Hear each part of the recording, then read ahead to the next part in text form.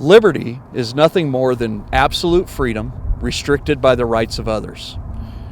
In order for that restriction to be in place, for me to exercise my liberty, some sort of order has to be established. Order can only be established through the threat of armed force.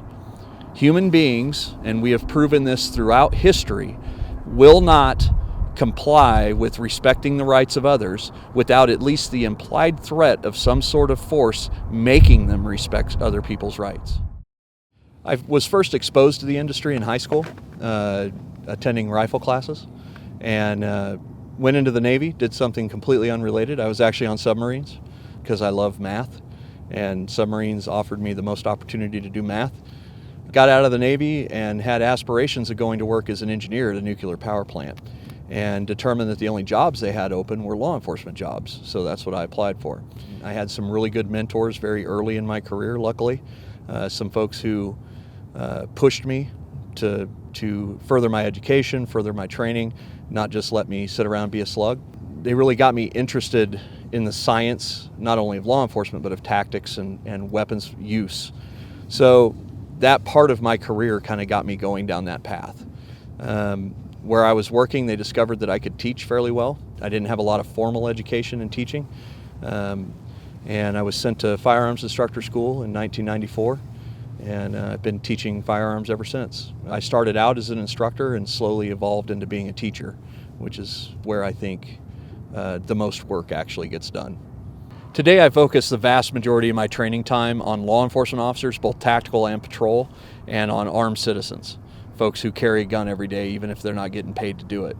I continue to work as hard as I do because I've put so many close friends in the ground. Friends who were prepared, friends who trained, friends who were good cops, friends who had tons of experience and they still lost because they didn't have that one piece of efficiency that was necessary to win their particular fight. My goal is to give every person who carries a gun inside the United States as much of those small efficiencies and help them improve just that much, because it may be enough to help them win. In 2006, I saw a void in the training industry. The training business at the time focused almost exclusively on the square range, on helping people become better shooters. My issue with that is that shooting is only 10% of gunfighting. Gunfighting is far more about making decisions, about processing information correctly and accurately, and making choices between two bad options. In most real-world situations, you're not going to have a good, clear choice of what you should do in order to prevail. We can't replicate a real-world situation other than the actual pulling of the trigger on the square range. And I found the square range was being used as a crutch. People would go to the range a lot, they'd take a lot of classes, and they would be a Billy Badass. And that is not the case. Again, shooting is a very small piece of it, and it's foundational. You need to be able to shoot well in order to defend yourself, defend liberty, do whatever your mission is. But there's far more to it than that. So I view my mission with LMS, EAG, and with Steiner to be preparing police officers and armed citizens to put these skills that they're learning into effect if they have to. It is the responsibility of all of us to uphold this liberty. And the only way it's going to happen, and the only way we're going to sustain this over the long term, is to be able to deal with these problems while they're small on the individual level before they get out of control.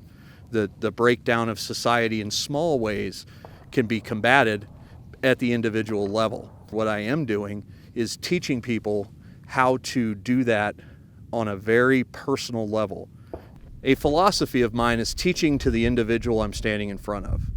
I don't teach classes that are aimed at 25 people, giving them all the exact same context. Everybody's mission is slightly different. For a law enforcement officer, their priority of life or their mission is the public, citizens, hostages, whoever it might be, non-police officers, then police officers, and finally the suspect. All of the decisions that they have to make need to be made through that prism. The first priority is the public. They put themselves second. The police officer's safety is second to the public's. And then lastly is the suspect. With armed citizens, their number one priority is themselves and their family. Within that, most armed citizens would put their family before themselves. So their priority of life would be family, self, then the public, and lastly, the suspect or whoever's assaulting them. I try to teach to that context for the people that I'm actually in front of. I also try to teach the hard things. Teaching on a square range is very clinical, and it's very easy to run. It's easy to be safe. It's easy to write a curriculum for. B follows A, C follows B. Teaching people to actually fight with guns is much more difficult, because the most important thing people can understand or develop is the ability to look at somebody else and kill them. And that's something that you can't really teach. It's something that we have to inculcate for people who weren't born with it. We have to be able to put that switch into their brain, especially with law enforcement officers. The challenge for us as instructors, both with armed citizens and with law enforcement officers, is teaching them the triggers that indicate it's time to actually shoot somebody. And that's why we do so much tactics training and so much force-on-force tactics training. We try to give people the situations beforehand when there's really nothing at stake other than ego, to make those decisions, those hard decisions, a couple of times before they have to do it for real.